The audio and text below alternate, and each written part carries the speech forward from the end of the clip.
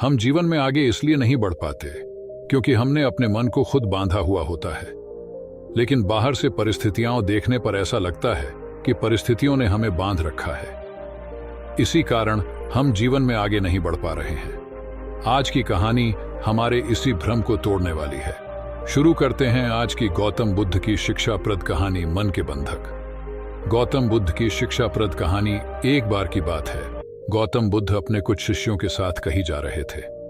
उनके ठीक आगे एक व्यक्ति अपनी गाय को बांधकर चल रहा था। चलते चलते एक शिष्य ने बुद्ध से पूछा, गुरुजी, मैं आपसे कुछ करना चाहता हूं। बुद्ध बोले, कहो, क्या कहना चाहते हो? शिष्य बोला, मैं आपका शिष्य ठीक प्रकार से नहीं बन पा रहा हूं। मुझे हमेशा बंधा हुआ महसूस होता है। क्या मेरा फैसला ठीक है कि मैं आपका शिष्य ही बना रहूं? बहुत सारे ऐसे विचार हैं जिसने मुझे अपना बंधक बना रखा है, जिसकी वजह से मैं आपके दिए गए ज्ञान को ठीक प्रकार से ग्रहण नहीं कर पा रहा हूं। बुद्ध ने अपने आगे चलते हुए व्यक्ति की ओर इशारा करते हुए कहा, तुम देख रहे हो, उस गाय ने व्यक्ति को बंधक बना रखा है। शिष्य बोला, माफ कीजिए गुरुजी, पर शायद आपको कम दिखाई दे रहा है। उस गाय ने नहीं, उस व्यक्ति ने उस गाय को बंधक बना रखा है। देखिए, गाय के गले में रस्सी बंधी है और उसका दूसरा हिस्सा उस व्यक्ति ने अपने हाथ में पकड़ा हुआ है, को बांध रखा है। साफ साफ यही दिख रहा है कि उस व्यक्ति ने गाय। शिष्य का यह जवाब सुनकर बुद्ध रुक गए। बुद्ध बोले, मैं तुम्हें यही समझना चाहता हूं, जो दिखाई देता है सिर्फ वही सत्य नहीं होता। शिष्य बोला, पर गुरुजी, जो दिखाई देता है उसे ही तो सत्य कह सकते हैं, जो दिखाई नहीं देता उसको हम कैसे पहचाने? बुद्ध ने तुरंत अपने झोले से एक धार वाली चीज निकाली और तेजी से भागते हुए उस व्यक्ति की ओर बढ़े। उन्होंने गाय के गले में बंधी हुई रस्सी को काट दिया।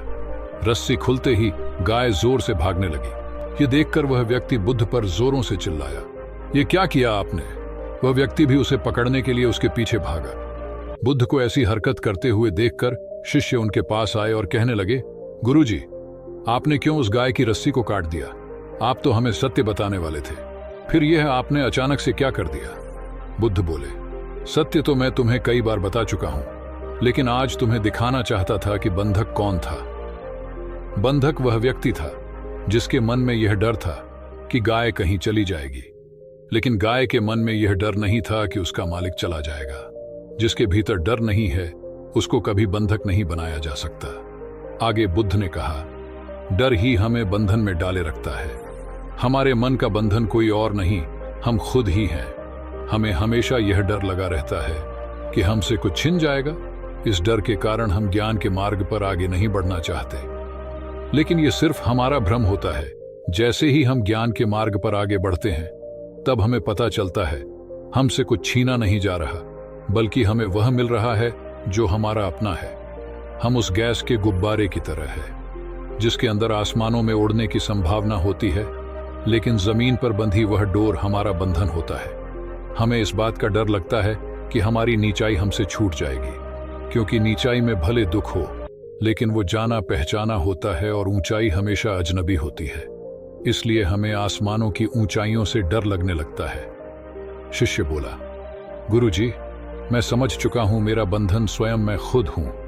आज से मैं निरंतर प्रयास करूंगा कि धीरे धीरे अपने मार्ग पर बिना डरे आगे बढ़ सकूं और अपने ज्ञान प्राप्ति की संभावना को साकार कर सकूं। ऐसा कहकर बुद्ध और शिष्य अपने मार्ग पर आगे बढ़ गए।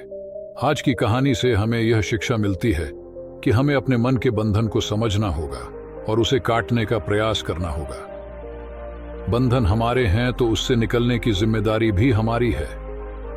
कुछ नया काम करने से पहले कभी भी मत डरो। बंधन सिर्फ हमारा मन ही है, कोई दूसरा नहीं। इसीलिए हमेशा प्रयास करो और आगे बढ़ो।